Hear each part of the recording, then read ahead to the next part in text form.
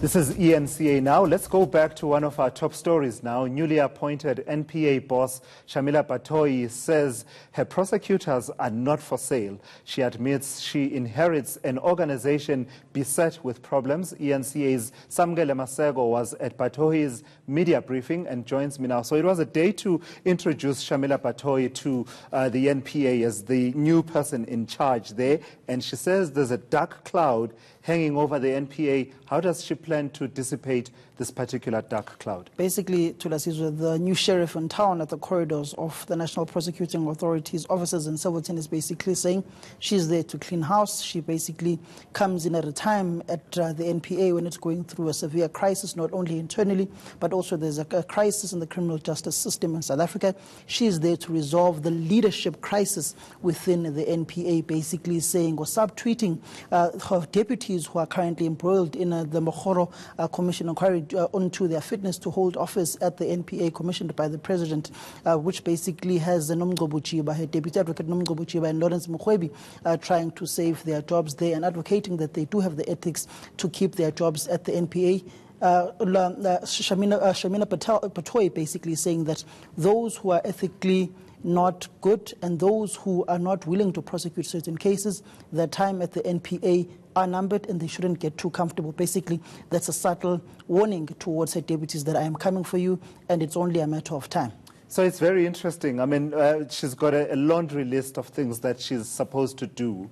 But I did see that she's emphasizing the issues that have to do with prosecuting corruption and some of the allegations that are coming out from the State Capture Commission of Inquiry, among others. What is she saying exactly? What is her next course of action? Basically, Thulasizwe, her statement was very telling.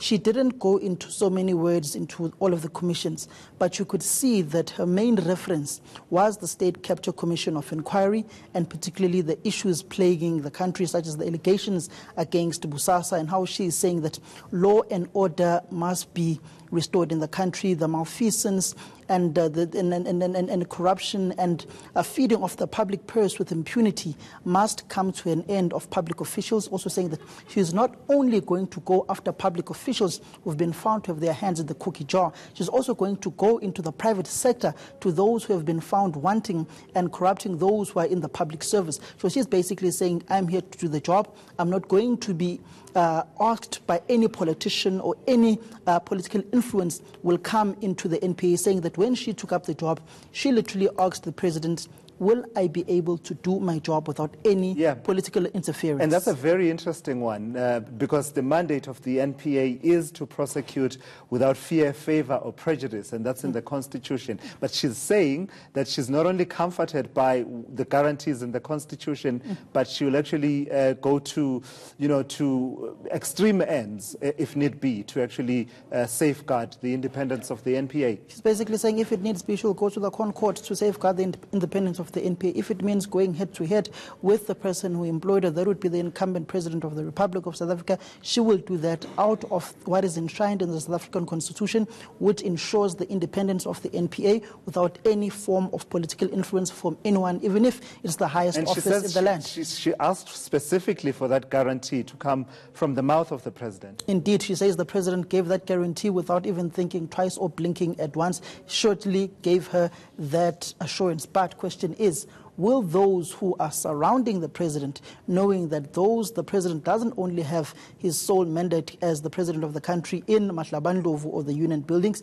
he also has to consult Luthuli House, will those surrounding the President agree to what he has signed down with Shamila Batohi? Obviously, they always say it's the President's prerogative, the President has the final say, but as we have come to know in the South African political realms, that decisions are not only taken at the Union buildings, consultations happen elsewhere, and political parties which South Africans vote for at the end of the day are the final arbiter, and they do tell their deployees in government what to do and what not to do. So it will be rather interesting how this issue of the National Prosecuting Authority plays out. Over the years, we've seen allegations of political meddling within the NPA.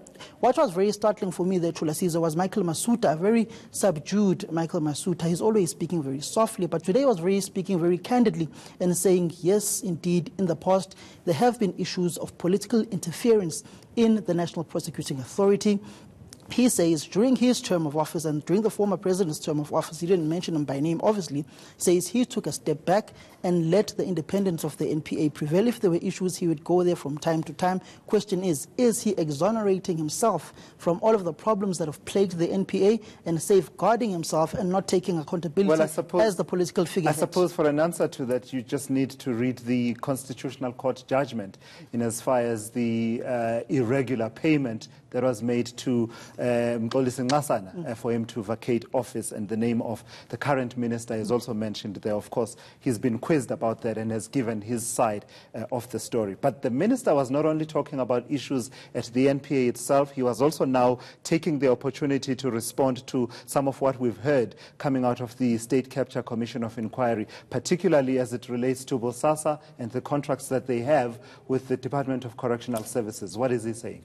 The minister is basically saying for the criminal justice system and for cases to be taken to the court of law, it does not need for the State Capture Commission of Inquiry to conclude its work before people can be criminally charged or have any charges laid against them. That was very telling, particularly looking at how the NPA withdrew charges against former President Jacob Zuma's son, Mr. Duduzane Zuma, in relation to the 600 million rands bribe allegations against Mcebisi Jonas, saying they are still waiting for the cross-examination of Duduzane Zuma against Mcebisi Jonas there at the State Capture Commission of Inquiry. The minister saying no, cases can proceed, which was rather telling when it comes to Busasa Thulasizwe, where the minister basically said he's instructed Arthur Fraser, the National Commissioner within Correctional Services, to go and look if the department can extricate themselves from all the contracts, about 1.5 billion rands of contracts they have signed with Busasa, saying he does not understand and has been asking these questions over the past few years, how a service like that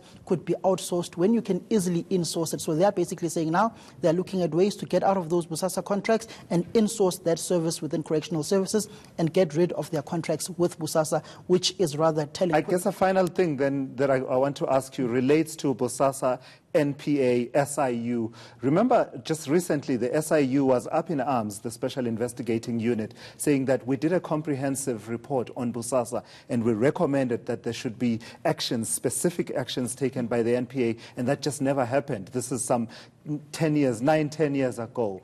Was Shamila Batohi asked, among the basket of things that she has to deal with, whether she aims to prioritize this?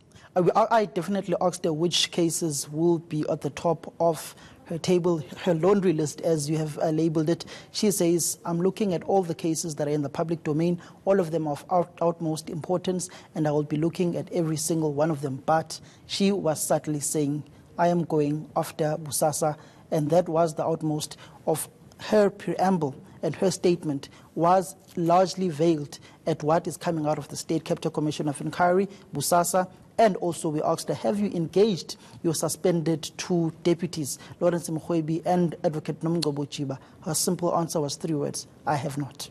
All right, thank you so much for coming through. eNCA is Samkele Maseko, who's been tracking the first day in office of Shamila Batohi, who is the new National Director of Public Prosecutions. Let's shift